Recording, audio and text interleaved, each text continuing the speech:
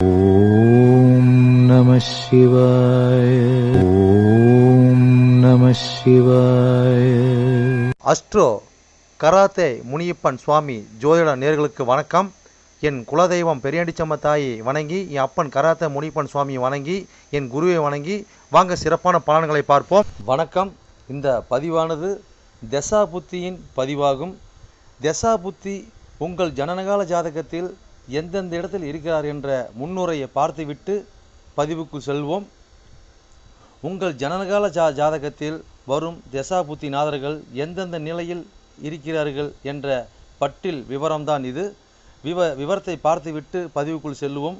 உங்களுடைய ஜனனகால ஜாதகத்தில் தசா புத்தி நாதர்கள் 1-5-9 திரிகோண சாணத்தில் இல்லை 1-5 திரிகோண சாணத அதிபதியோடும் சேர்க்கை, பார்வை, நட்சத்திர சாரத்தில் பயணிப்பது, அல்லது 1-4-7-10 கேந்திர சாணத்தில் சேர்க்கை, பார்வை, அந்த அதிபதியோட நட்சத்திர சாரத்தில் பயணிப்பது, அல்லது 2-5-8-10-11 பணபர சாணத்தில் இருப்பது, இல்லை பணபர அதிபதியோட நட்சத்திர சாரத்தில் இருப்பது, சேர்க்கையில் இருப்பது, அல்லது 3-6-10-11 உபஜய சாணத்தில் இருப்பது, இல்லை உபஜய சாணத்தில் கிரகத்தின் நட்சத்திர சாரம், பார்வை, சேர்க்கையில் இருப்பது, அல்லது 3-6-9-12 அபோகலியம் சாணத்தில் இருப்பது, அல்லது அந்த அபோகலி சார அதிபதியோடு இணைஞ்சிருப்பது, சேர்க்கை, பார்வையோடு இருப்பது, அல்லது சரலக்கணமாகிய மேசம், கடகம், துலம், மகரம் ஆகிய 2-7 மாரக சாணத்தில் இருப்பது, அல்லது சிரம் லக்கணமான ரிஷபம், சிம்மம், விருச்சகம், கும்பம் ஆகிய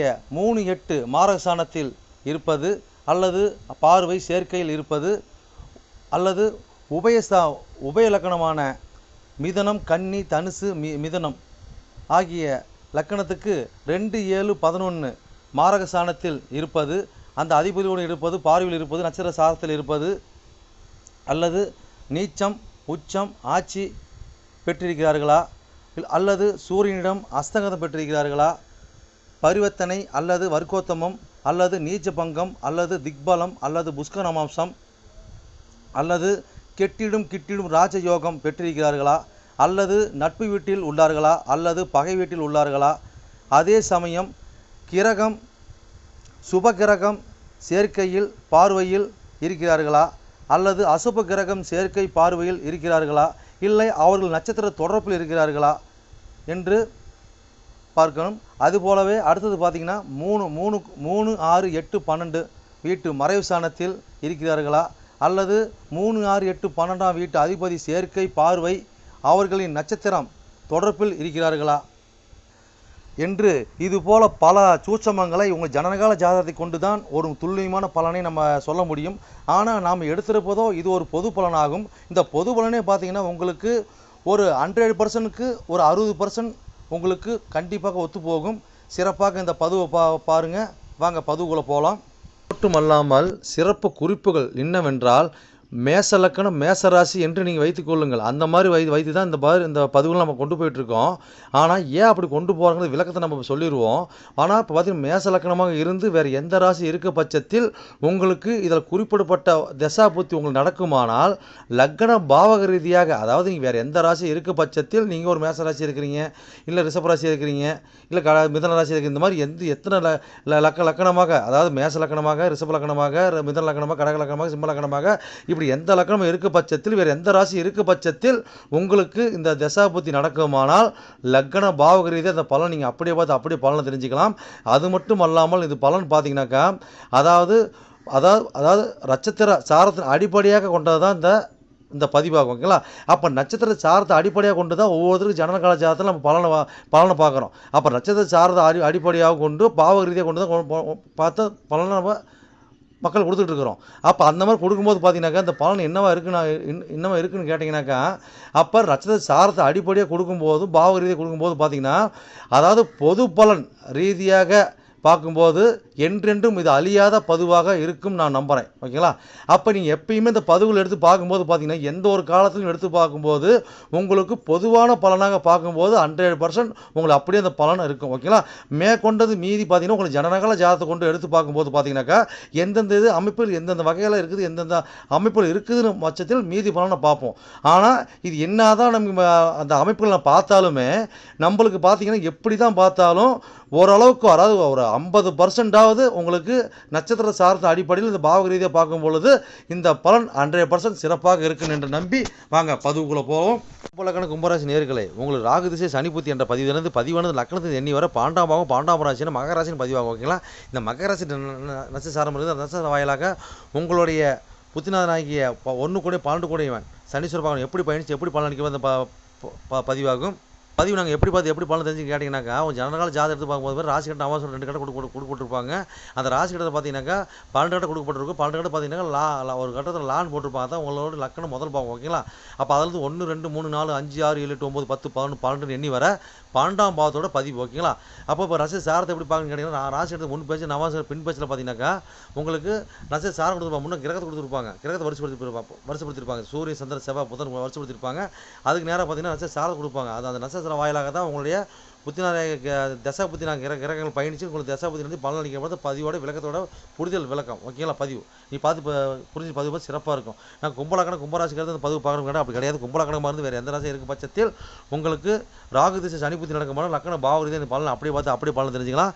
சிறப்பாக இருக்கும். ஓகேங்களா?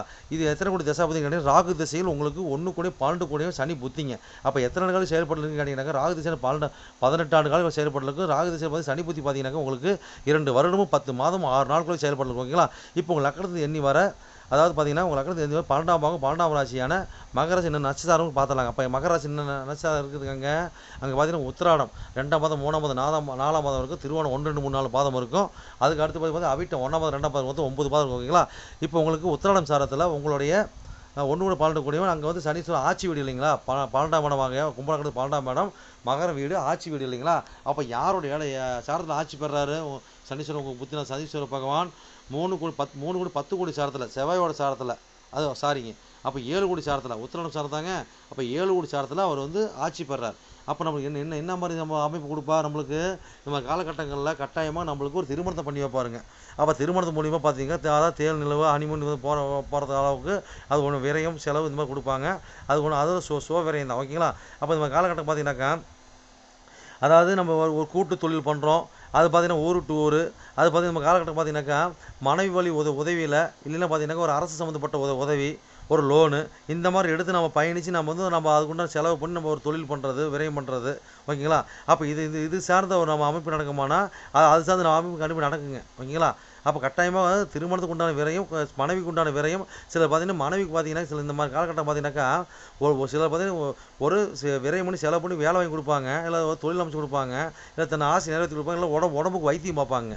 ஓகேங்களா? அப்போ அதுக்குள்ள செலவு நடக்கும். ஓகேங்களா? சரி, எவ்வளோ சொல்லுவோம் அடுத்த சாரத்து போகலாம். அடுத்து என்ன சாரம் இருக்குங்க?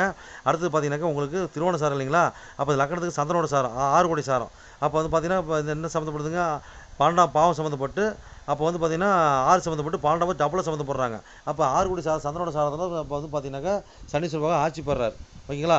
அப்போ அந்த 6ஆம் இடத்தை பார்க்குறாரு. அப்போ இந்த மாதிரி பார்க்கும்போது பார்த்தீங்கன்னாக்கா நம்மளுக்கு எப்படி பார்த்தாலும் பார்த்தீங்கன்னாக்கா ஒரு வாக்குவாதங்கள், பிரச்சனைகள், பஞ்சாயத்துகள் வருமானு கேட்டால் வருங்க. அப்போ யார் மூலியமாக வரும்? நம்மளுக்கு ஒரு மனைவி மூலியமாக வரும், ஆட்கள் மூலியமாக வரும், தாய் மாமா வளர்ப்பு தாய் மூலியமாக வரும், கொடுத்தல் வாங்கல் மூலியமாக வரும். ஓகேங்களா? கொடுத்து வாக்குறுதி காப்பாற்று மூலியமாக அது மூலியம் வரும். அப்போ பார்த்தீங்கன்னா இத்தனைக்கு பார்த்தீங்கன்னாக்கா விரையும் பிரச்சனை அலைச்சல் தாங்க. அப்போ பார்த்தீங்கன்னாக்கா நோவுக்காக மருத்துவம் பார்ப்போம், இப்போ தாயாருக்கு மருத்துவம் பார்ப்போம், தாய்மாமனுக்கு மருத்துவம் பார்ப்போம், அதுக்கு உண்டான செலவு, அதுக்குண்டான பருக்கரை செலவு, விரயம் செலவு, பயணம்.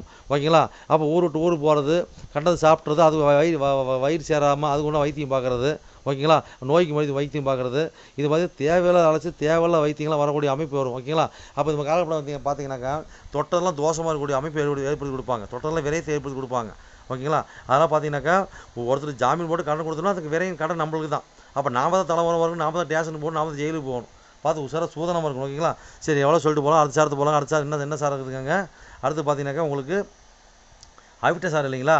அப்போ அவிட்ட செவ்வாயோட சாரம் 3 கூட 10 கோடி சாரம், ஓகேங்களா? அப்போ 3 10 கோடி சாரத்தில் இருக்கும்போது பார்த்தீங்கன்னாக்கா இந்த சாரத்தில் என்ன அமைப்பு கொடுக்குறாங்க? இப்போ 12 சம்மந்தப்படுது, 3 10 சம்மந்தப்பட்டு 12 டபுளாக சம்மந்தப்படுது, ஓகேங்களா? அப்போ இந்த காலகட்டம் பார்த்தீங்கன்னாக்கா நாம் ஒரு தர்ம வினையை தீர்க்கறதுக்கு உண்டான வினை பயன்களை விரை பண்ணி செலவு பண்ணி பயணம் பண்ணுவோம். அப்போ இந்த காலகட்டம் பட்ட படிப்பு படிக்கிறேன்னு சொல்லி, அதாவது பார்த்தீங்கன்னா நெருப்பு சம்மந்தப்பட்டு, ரத்த சம்மந்தப்பட்டது, வண்டி வாகனம் சம்மந்தப்பட்ட படிப்பு பட்ட படிப்பு படிக்கிறதுக்காக நம்ம ஊர் விட்டு ஊர் போகிறது, அது படிப்புக்காக நம்ம வந்து உயர்கல்வி உச்சக்கல்வி படிக்கிறதுக்காக போகிறது, ஓகேங்களா? அப்போ வந்து பார்த்தீங்கன்னாக்கா படித்த கல்விக்காக பார்த்தீங்கன்னாக்கா அதுக்குண்டான வேலை நம்ம அந்த மாதிரி துறையில் போய் நம்ம வேலை செய்கிறது, அது இடம் விட்டு இடம் மாற்றுறது, சிறு பையனோட தூரத்தை பையனோ போகிறது. அப்போ இந்த மாதிரி ஒரு மாமியார் சப்போர்ட் கிடைக்கிறது, அவங்க மூலிமா தொழில் ஆதாயம் பண்ணி நம்ம பண்ணுறது, இல்லை மாமியாருக்கு படிக்கிற செலவு பண்ணுறது, ஒரு மாமனார் செலவு பண்ணுறது, இளைய செலவு பண்ணுறது, ஒரு ஆன்லைன் பிஸ்னஸ் பண்ணுறது, ஓகேங்களா? அப்போ இதெல்லாம் பார்த்தீங்கன்னாக்கா ஏதோ ஒரு வாக்குவாதம் மூலியமாக நடக்குமே தவிர பெருசு சிம்பிளாக நடக்காதுங்க. அப்போ இதெல்லாம் கஷ்டப்பட்டு வந்தால் தான் நடக்கும், ஓகேங்களா? இதோ எவ்வளோ சொல்லலாம் பயணிச்சு சிறப்புன்னு வாழ்வீங்க. என்னோட பதிவை நீங்க சிறப்பாக கேட்டிருப்பீங்கன்னு மனதார நான் நம்புறேன். நீங்க கேட்டது வெறும் கோச்சார பலன் தான். உங்க ஜனனகால ஜாதகத்தை கொண்டு பார்க்கும்போது தான் எந்த கிரகம் எந்த சாரம் வாங்கியிருக்குது, எந்த கிரகம் எந்த பாவத்தை பார்க்குறாங்கன்னு சொல்லி துல்லியமான பலனை பார்க்க முடியும். நீங்க துல்லியமான பலன் நீங்க பார்க்கணுன்னாக்க என்னோட வாட்ஸ்அப் நம்பர் கீழே ஓடிட்டு இருக்குதுங்க. நீங்க வாட்ஸ்அப் நம்பர் மூலியமா என்னோட ஜாதகத்தை நீங்க அனுப்பி நீங்க என் மூலியமா துல்லியமான பலன் நீங்க அறிஞ்சிக்கலாம். அதே மாதிரி பாத்தீங்கன்னாக்கா பல பேர் நான் நேரில் வந்து அணுகுறாங்க. அதுவும் பார்த்தீங்கன்னா நம்ம இருப்பிடம் பார்த்தீங்கன்னாக்கா நம்ம இருக்கிற ஒரு ஆலயத்தில் இருக்கிறாங்க, சொந்தமாக ஆலயம் வச்சு நடத்திட்டு இருக்கிறோம். வீரசக்தி நாகம்மா திருக்கோயில்னு சொல்லி நடத்திட்டு மற்றும் கராத்தே மூலியமா சொல்லி நடத்திட்டு இருக்கிறோம். அதில் பார்த்தீங்கன்னா வீரசக்தி நாகம்மா திருக்கோயில் சேவை அறக்கட்டளை மூலியமா தான் நம்ம கோயில் இயங்கிட்டு வருதுங்க.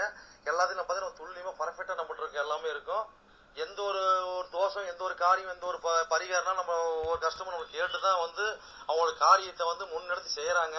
அந்த நம்பிக்கைகரமாக நம்மளோட பலன் இருக்கிறதுனால தான் இந்த மாதிரி கஸ்டமர் நம்மகிட்ட அணுகி நம்ம சிறப்பு பலன் அடைஞ்சிட்டு இருக்கிறாங்க.